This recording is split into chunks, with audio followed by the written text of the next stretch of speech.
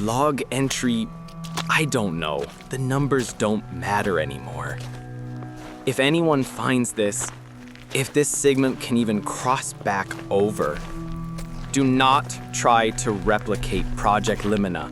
Do not open the door. It's not empty in here. It listens.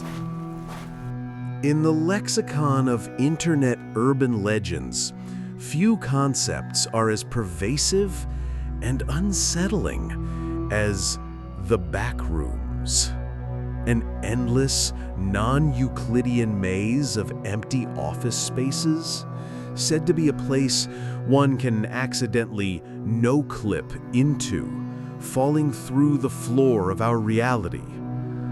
Most dismiss it as fiction, a creepypasta born from a single strange image. But recently, the Midnight Archive has come into possession of a set of audio logs from a classified experiment that took place in 1994. An experiment codenamed Project Limina. These recordings suggest the Backrooms are not only real, but that our own government was the first to open the door. Dr. Alistair Finch was a theoretical physicist light years ahead of his time. In the early 90s, while the world was focused on the internet, Dr. Finch was obsessed with multiverse theory. He believed reality wasn't a single solid structure, but a fabric of countless overlapping dimensions. His hypothesis was radical, that with enough focused energy, one could temporarily lower the surface tension between realities, creating a stable, traversable gateway. His theories were dismissed by the mainstream academic community, but they caught the attention of a secretive branch of the Department of Energy. They gave him a blank check, a secure underground facility in the Nevada desert, and a new name for his life's work, Project Limina. For 3 years, Finch and his team constructed the resonance chamber, a massive sphere of electromagnets and exotic alloys designed to create a pocket of space-time so unstable it would simply pop, opening a brief window to whatever lay beyond. To document his progress, Finch was equipped with a prototype black box audio recorder, designed with a hardened casing and an independent power source meant to survive and transmit even in the event of total system failure. These logs document the final days leading up to the first human trial.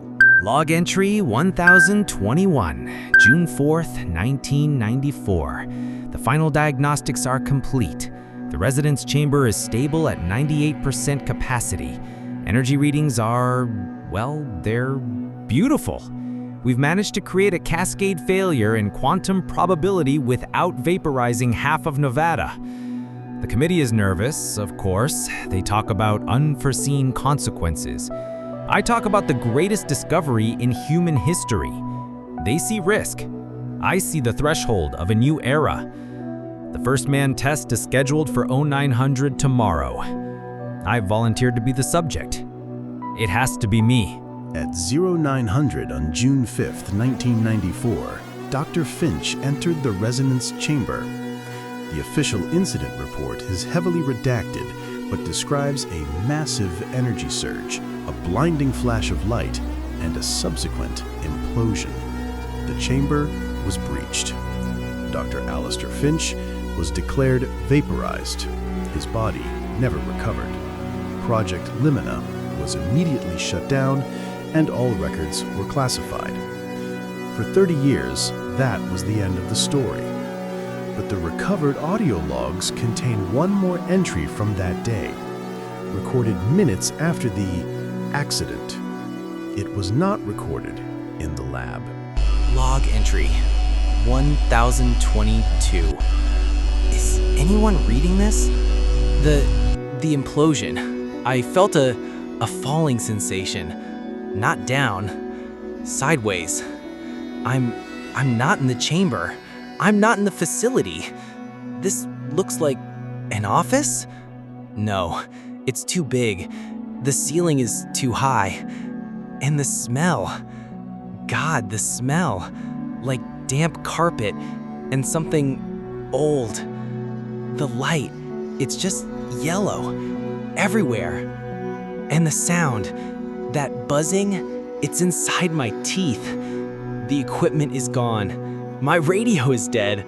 Only this log recorder seems to be working.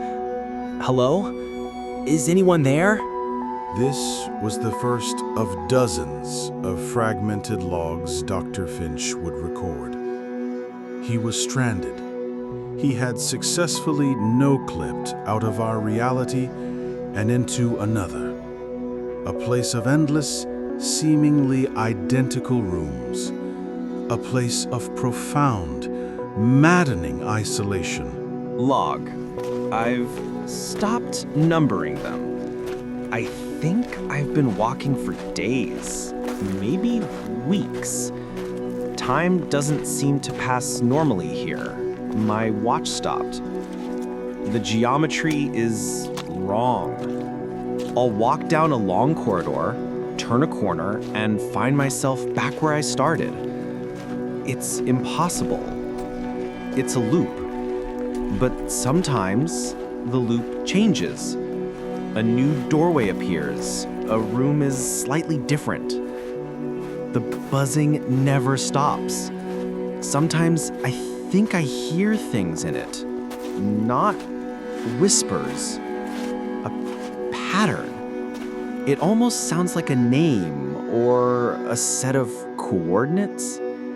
I can't make it out. It's just on the edge of perception. For what felt like an eternity, Finch wandered the mono-yellow maze. But then, he found something that broke the pattern. Something that suggested he wasn't in another dimension, but somewhere far, far stranger. Log. I found a room. It's impossible. It's a living room. Looks like it's from the 70s. There's a sofa, a television. It's a perfect replica, but it's wrong. The wallpaper is the same as everywhere else. There's no dust, no sign of decay. The TV screen is blank. It's like a memory, a deleted file that hasn't been fully overwritten. Whose memory is this?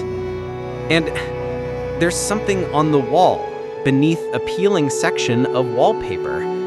It's writing. Faint. I can only make out a few letters.